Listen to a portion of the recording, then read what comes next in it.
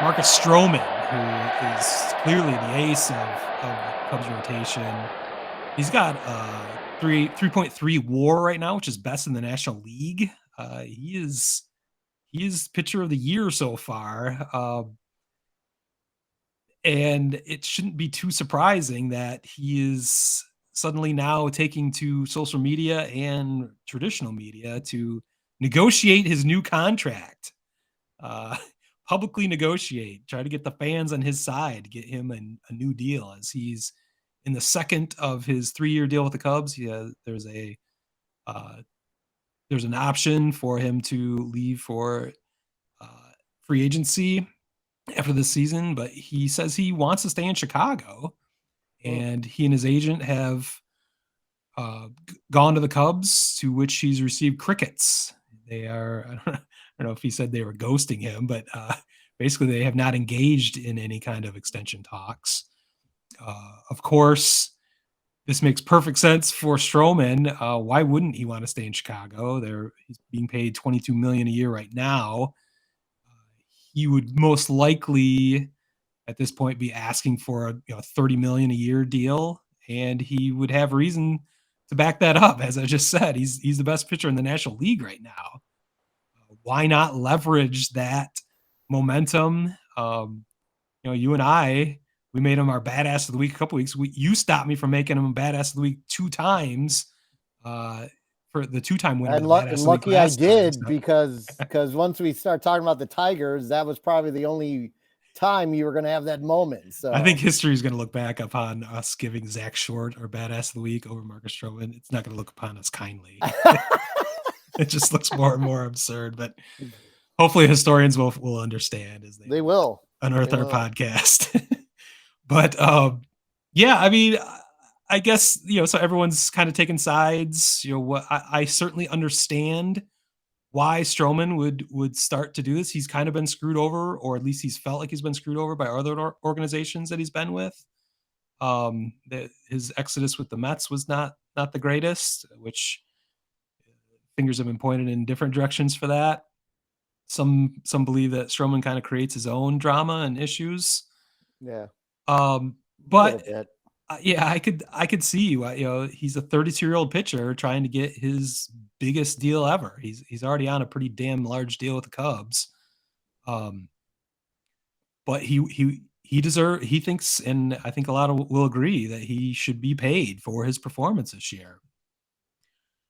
On the other side of it is Jed Hoyer and the Cubs, and I can actually understand their position, why they wouldn't really want to engage at this point. They've, for better or worse, the reality is they built their roster to either contend or have a bunch of sign and dumps. Cody Bellinger, that is not working out as he's been injured, but you signed him to a 1-year deal.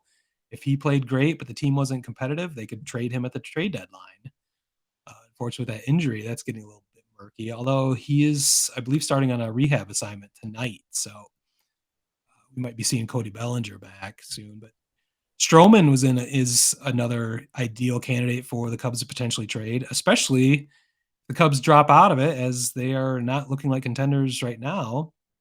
You have the best pitcher in the National League that could be on the trading market, in a market that is going to be it's going to be pretty thin.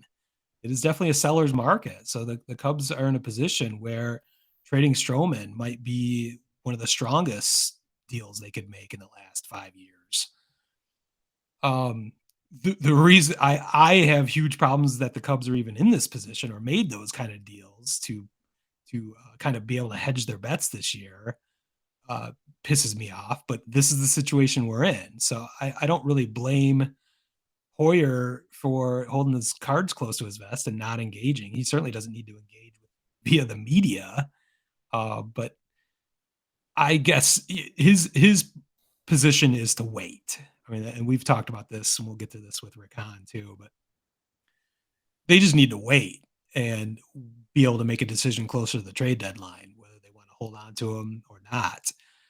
Stroman also, as I mentioned, he's 32 years old. He's had tremendous seasons and he's had not so tremendous seasons. He had a pretty horrific start to his Cub career turned it around late last season. But again, he's been incredible this year. But you trust a 32-year-old pitcher who has been kind of up and down do you trust him to give him a longer term deal for a lot more money?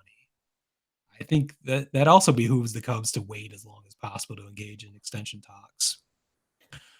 So I'm as with most things, I play both sides of it, but I can see both sides of it in this argument. I think it's a little bit immature of Stroman to do this via the media. I guess I understand it just because he can use all the leverage he has right now.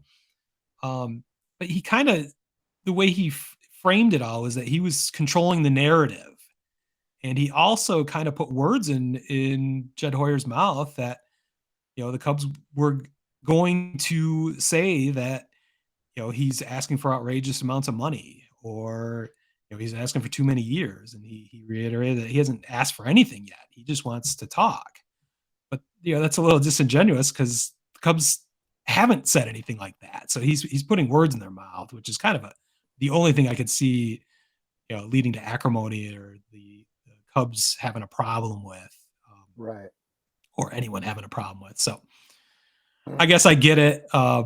It's a little interesting. You got to look at Stroman's history, his age, and his motivations for doing this, I guess, to get the full picture of what's going on. I mean, you said he's under contract next year too, right? He is.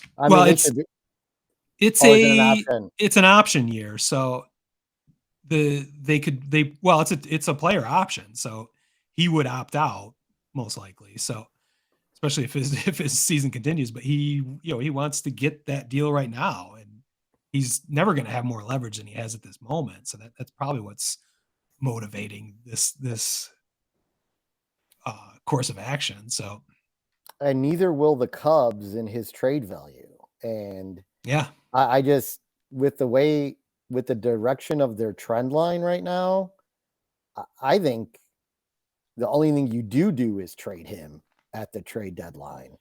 Yeah, I mean, I don't see the Cubs. Of course, I didn't see the Cubs beating your Giants this weekend, but I don't see them making a miraculous run, even in the shitty NL Central. It's actually being led by the Pittsburgh Pirates right now, as Milwaukee dropped out of first. The Pirates are in town in Chicago right now. Although, are you still getting rain there? I think the game's still in a rain delay. It's really loud. Yeah, we're probably not gonna have a Cubs game tonight, but yeah. I mean, this series could be pretty fucking pivotal with the with the Pirates in town. If they start to make a move, that could shape things. But again, we're in the same going to be having the same conversation you and I have been having about Rick Hahn and the White Sox. What is this? Is this for real? Is it really worth going all in on a season like this, on a team like this, just because you're still technically in the hunt in such a shitty division?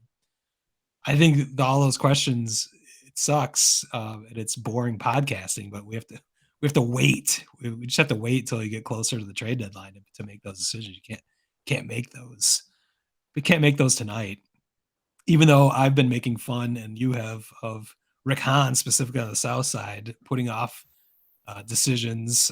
He was questioned on Memorial Day. He said he would put off those kind of conversations again until July 4th.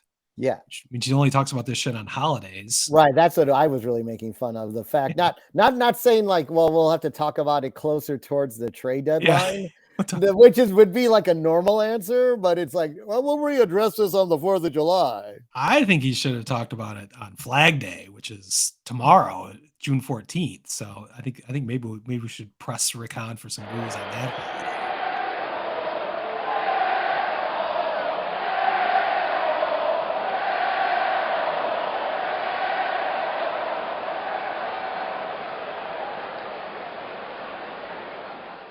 Word Hole Media.